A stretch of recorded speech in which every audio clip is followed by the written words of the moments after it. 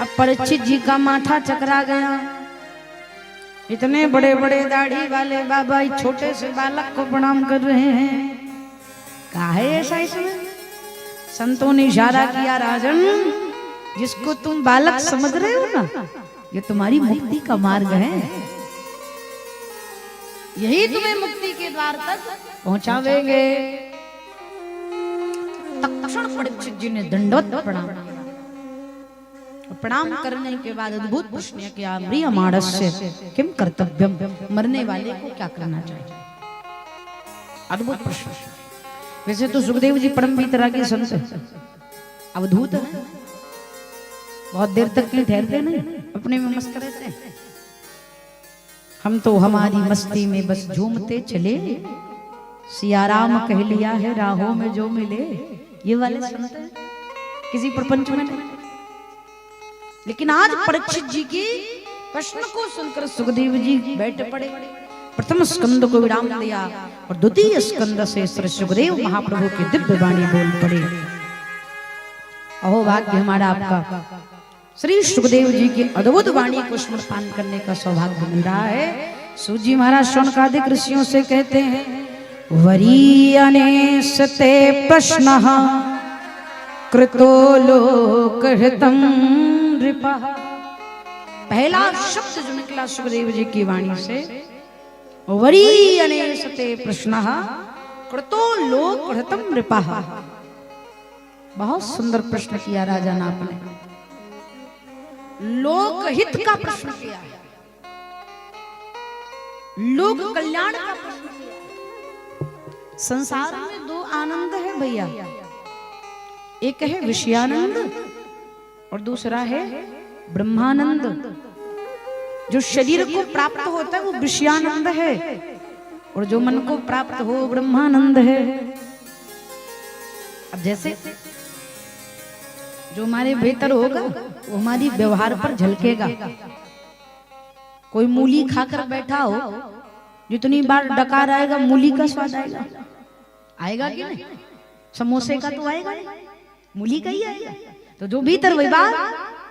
तो सुखदेव जी के भीतर विषयानंद नहीं है, ब्रह्मानंद है। इसलिए पहला शब्द निकला वरीयने, वकार शब्द ब्रह्मसूत्र है।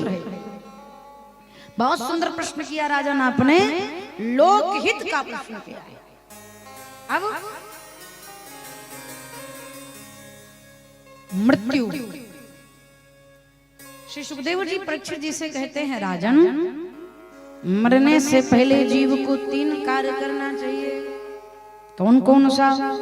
श्री सुखदेव जी महाराज परीक्षित जी से कहते हैं, तस्मात् भारत सर्वात्मा भगवान ईश्वरो हरि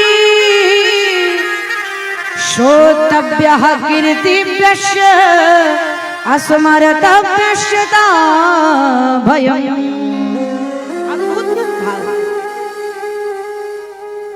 श्री सुखदेव जी महाराज परीक्षित जी से कहते हैं, राजन समस्त जीव को 3 कार्य करना चाहिए। पहले भगवान ईश्वरो हरि, श्री हरि के चरणों में चलना चाहिए। मुक्तिम ददात इति मुकुंदम, मुक्ति कौन देता है? मुक्तिम ददात इति मुकुंदम,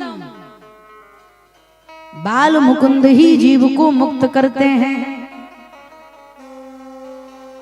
इसलिए सबसे पहला जो सूत्र है हमारा आपका, भगवान से संबंध बनाओ। बहुत सहजता से निवेदन कर रही हूं, भगवान से संबंध बनाओ। क्यों कह रही हूं? क्योंकि अगर अधिकारी से संबंध हो जावे तो कर्मचारी से डर नहीं लगता। लगता है का? भैया जी आप बताइए, अगर अधिकारी के साथ बैठकर चाय पी रहे हैं तो कर्मचारी से डर लगी ना लगी?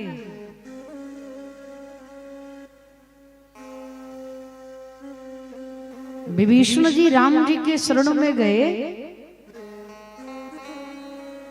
और राम जी ने विभीषण जी को स्वीकार कर लिया।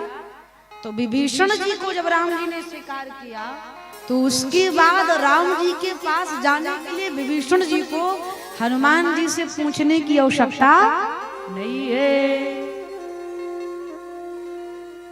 हम आप भी अगर मायापति से, जगदीश से, परमात्मा से, श्री हरि भगवान श्रीहरि अगर श्री हरि से संबंध बना लिए तो ये जो मृत्यु है ना, ये ठाकुर जी की इशारे से चलती है।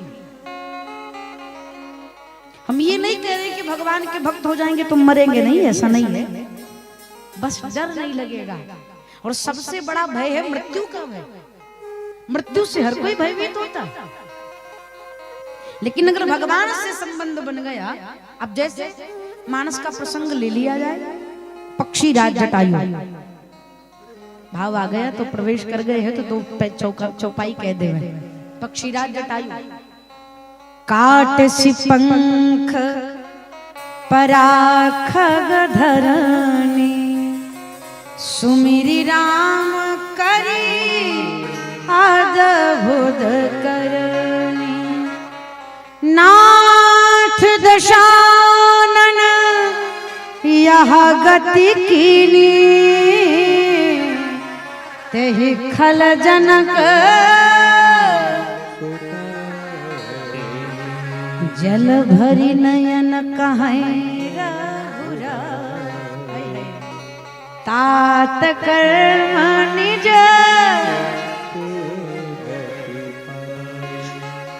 लंकापति रावण सीता मैया को लेकर जा रहा था। पक्षी राज जटायु ने रावण से घमासान युद्ध किया, दोनों पंखे कट गए।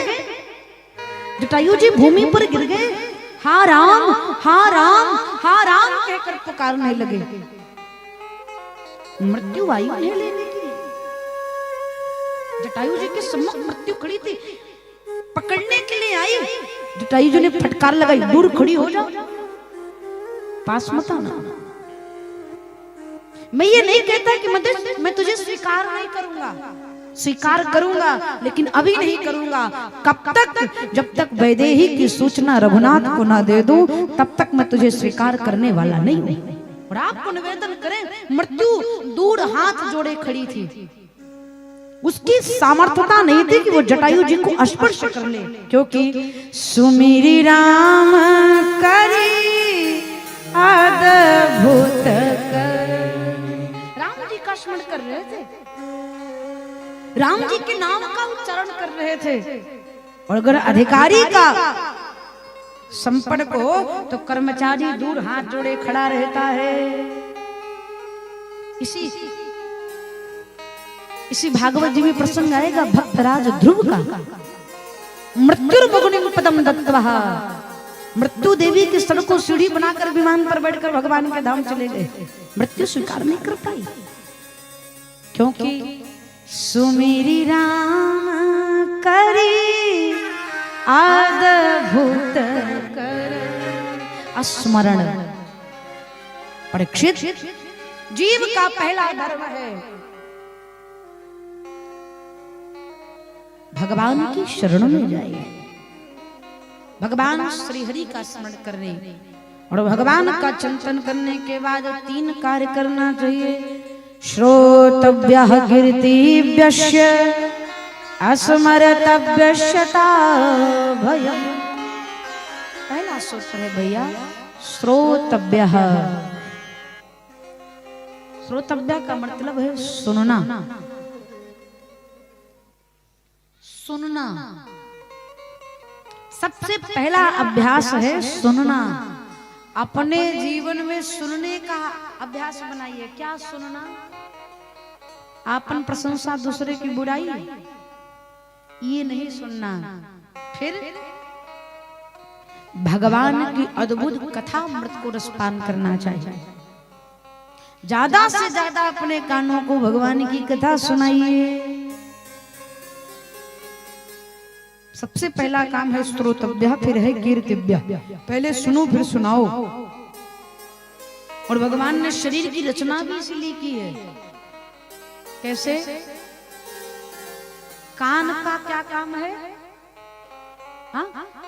सुनना ना, कान का सिर्फ एक काम है सुनना, और मुंह का क्या काम है? बोलना ना और खाना। मुंह का दो काम है कि नहीं? बोलना और खाना। मुंह का दो काम है सो एक दे दिया भगवान ने, और कान का एक काम है सुनना, सो दो दे दिया। काहे भाई? मुंह भी तो होना चाहिए, किधर है किधर? इधर से खामा इधर से, परंतु ऐसा ठाकुर जी ने नहीं किया। रचना करी मनुष्य की अद्भुत, कान दो मुंह एक। इसका अर्थ ये है भैया, सुनो ज्यादा बोलो कम। लेकिन ये होत नहीं मैया।